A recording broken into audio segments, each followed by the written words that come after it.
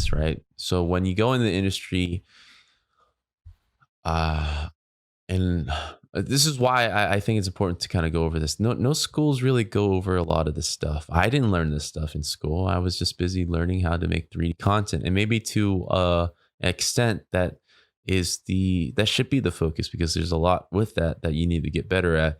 But I think some introduction like what I'm telling you right now would have helped lay down the fundamentals of starting your journey down this path of being somewhat tech savvy and knowing what it takes to actually ship a game that looks good and runs well. And so minimum spec machines is another example of that. When you talk about minimum spec machines, you're talking about the hardware, the computer that your game and your company wants to run at efficiently at the very least, right? So anything above that is going to run greater and better, so you don't have to worry about that.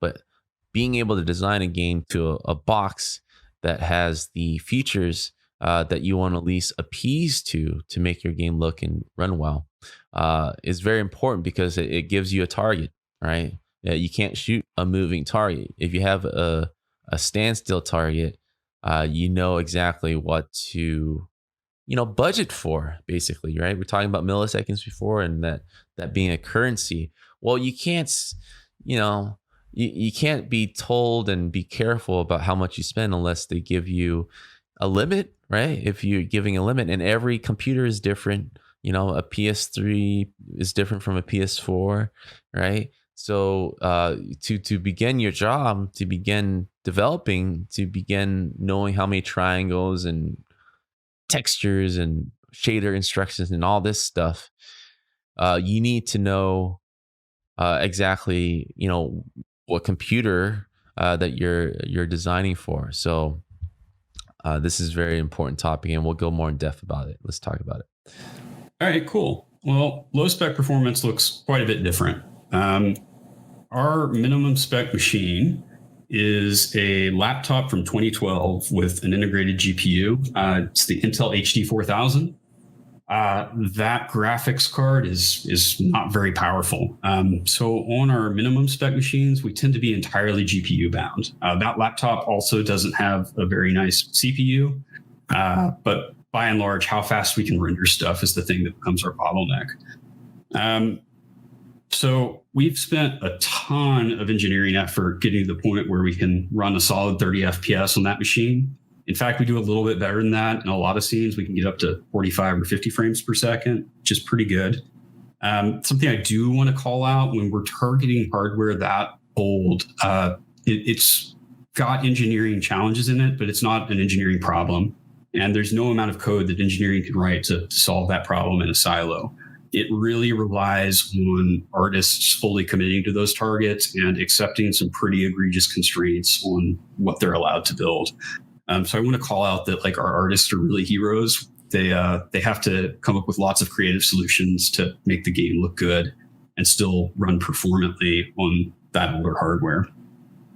So the way we go about doing that is we defined a bunch of budgets early in the product's life cycle around how much VRAM can you use, how much budget do we have for light map textures, what texture resolutions do we accept, how many triangles do we get in a given scene.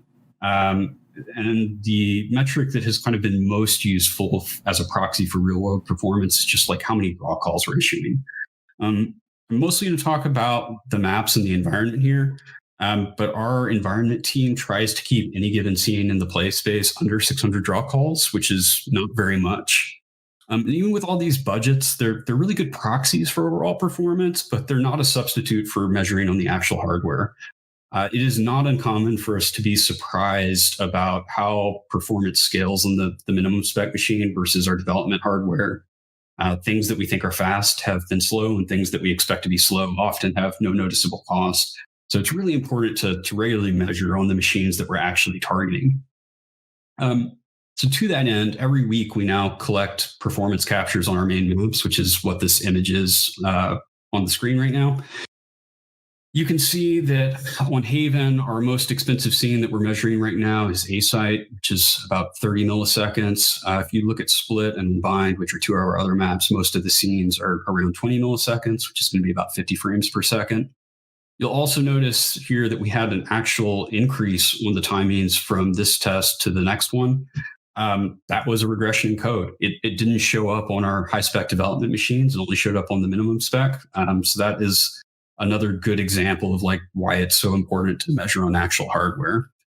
The way we capture this data is we load up those scenes on the minimum spec laptop, and we use Intel's GPA to take a scene capture. We then go through that scene capture and look at the individual render passes as well as the total timings for the scene. And then we capture all that data and we just track it over time. A lot of terminology here. So let me kind of break it down. The takeaway is minimum spec, right? So that's a 10-year-old laptop, right? That doesn't even have a dedicated graphics card. And they have to make Valorant look good on that, right? Which is a true testament of them just making sure they had good planning.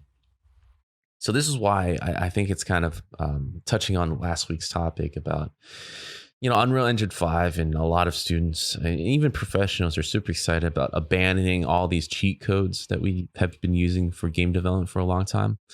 There's going to be games like Valorant or games from Blizzard or high quality AAA games that are continuously going to be using these cheating techniques as a baseline of how to develop games. That's never going to go away because not everyone's going to be able to have and afford the latest PlayStation or even the latest computer, right? So unless your company and yourself as a developer is ready to kind of abandon this huge market of people who have okay 10-year-old laptops and just want to play your game, that's a huge market that you're saying goodbye to. So you're always going to want to service these people who have lower computers or even, iPhones to play your game. So minimum spec is very important.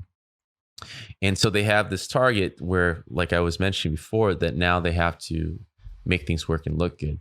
Another terminology you mentioned was draw calls. Draw calls is this, if you break it down, it really just means that it's like the idea of calls are like geometry, not geometry, but just things, right?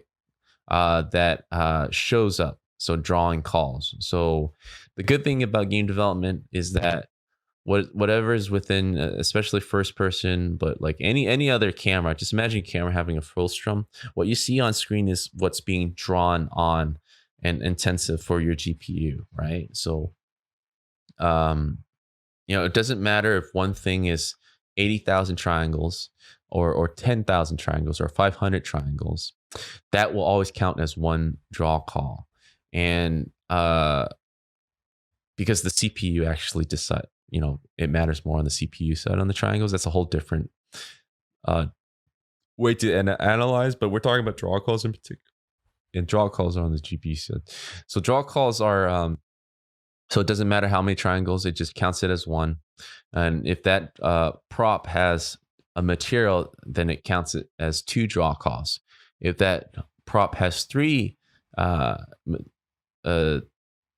two materials, then it counts as three, and then so on and so forth. So you kind of get the idea, right? So it's very important, like how can you make something look good in that given frame, right? So that's why it's actually very awesome that Valorant still looks really good with 600 draw calls, because that 600 draw calls is not that much, as he mentioned.